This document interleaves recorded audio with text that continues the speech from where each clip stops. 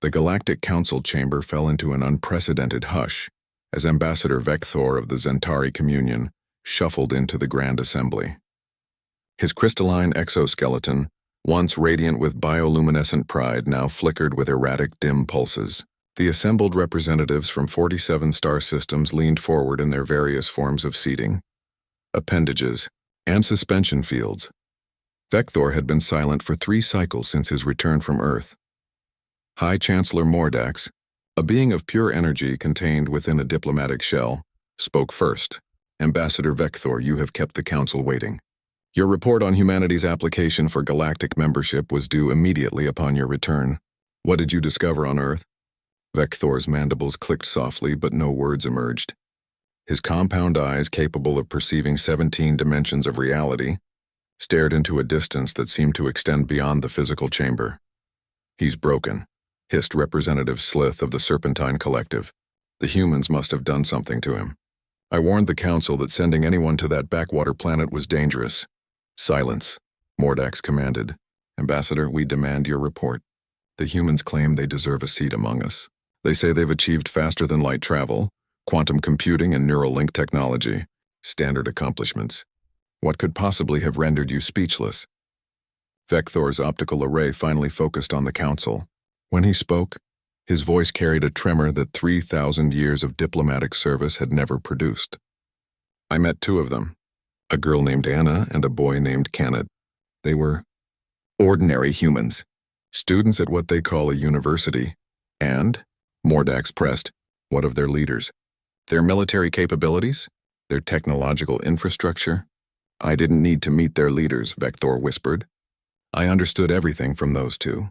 4 cycles earlier, Earth, New Delhi University Ambassador Vector had materialized on Earth's surface with all the confidence of a species that had cataloged 11,000 civilizations across the galaxy. His mission was simple: assess humanity's worthiness for the Galactic Council. He had done this 43 times before. The first human he encountered was Anna, a 22-year-old engineering student who was walking across campus with her arms full of books. When Vector's 4-meter-tall form appeared before her in a shimmer of transported matter, she stopped, blinked twice, and smiled. Oh, wow, she said. Are you here for the astrophysics department? They're going to lose their minds. I'm just in mechanical engineering, but this is so cool. Can I help you find someone?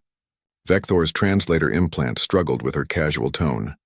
In all his encounters with pre-council species, first contact always involved either worship, terror, or aggressive defense, never helpfulness. I am Ambassador Vector of the Zentari Communion, representative of the Galactic Council. I have come to evaluate your species. Anna's eyes widened. That's amazing. Okay, you definitely need to meet Professor Kanat. He's been theorizing about extraterrestrial contact for years. Come on, his lab is this way. She started walking, then paused and looked back at him. Can you walk, or do you need me to call someone with a vehicle? I don't want to be rude about your locomotion situation. I can walk, Vector said slowly, following this bizarre human who treated first contact like a minor interruption to her day. Kanat was not a professor, as Vector discovered, but another student, Anna's research partner. The young man was standing in front of a holographic display showing quantum equations when they arrived. He turned, saw Vector, and his face went through a rapid sequence of shock, disbelief, and then pure unbridled excitement. Anna, please tell me this is real and not another one of Raj's elaborate pranks. It's real, Anna confirmed. He says he's from some galactic council. I figured you'd want to talk to him. Want to, Anna, this is the most important moment in human history. I know, right? But I've got thermodynamics in 20 minutes, so you handle the alien ambassador and I'll take notes later. She left. She simply left, as if encountering a representative of galactic civilization was equivalent to bumping into an old friend. Kanat turned to Vector with an apologetic smile. Sorry about Anna. She's brilliant but has a one-track mind when she's got exams coming up. So, Ambassador, where do we even start? I have questions, Vector said, his confidence slightly rattled. Your species is being considered for membership in the Galactic Council. I need to understand your capabilities, your values, our worthiness. Kanat interrupted gently. I get it.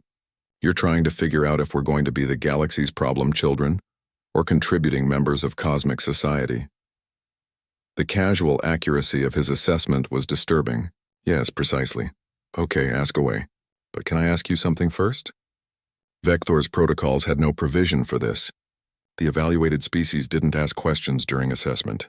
I suppose. How many species in your council went extinct before they figured out how not to destroy themselves? The question struck Vector like a physical blow. 17% of evaluated species self-terminate before achieving council standards. And how many of the current council members almost did? 73% experienced near-extinction events. Connaught nodded slowly. We've had 4. Nuclear weapons, climate collapse, a pandemic, and an AI crisis. We're still here, still trying. That is not unusual. But here's the thing, Ambassador, Connaught continued, his voice taking on an intensity that made Vector's sensors flare.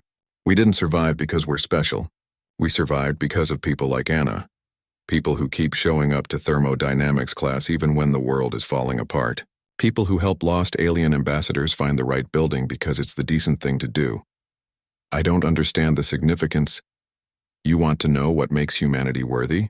We're not. We're messy, we fight, we make horrible mistakes. But we keep trying anyway. We help each other. We smile at strangers. We build things just to see if we can. We create art that serves no survival purpose. We cry at sunsets. We laugh when things are darkest. Connaught pulled up a hologram showing Earth from space. Every person on this planet is carrying unimaginable pain and unimaginable hope at the same time. And somehow we still choose to be kind more often than not. That's not technology, Ambassador. That's not even intelligence. I don't know what to call it. Vector stared at the blue planet rotating slowly in the hologram. In 3,000 years of service, he had evaluated civilizations based on military strength, technological advancement, resource management, and social cohesion. He had never considered this present, Galactic Council chamber.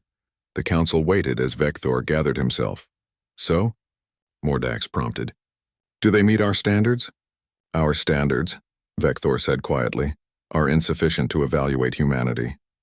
Outrage erupted across the chamber. Representatives shouted in 17 different forms of communication. Vector raised his voice for the first time in his career. They survive not because they are strong, but because they refuse to give up on each other. They face extinction and respond by going to class, by helping strangers, by continuing to build and dream and create. I have seen empires that span star systems.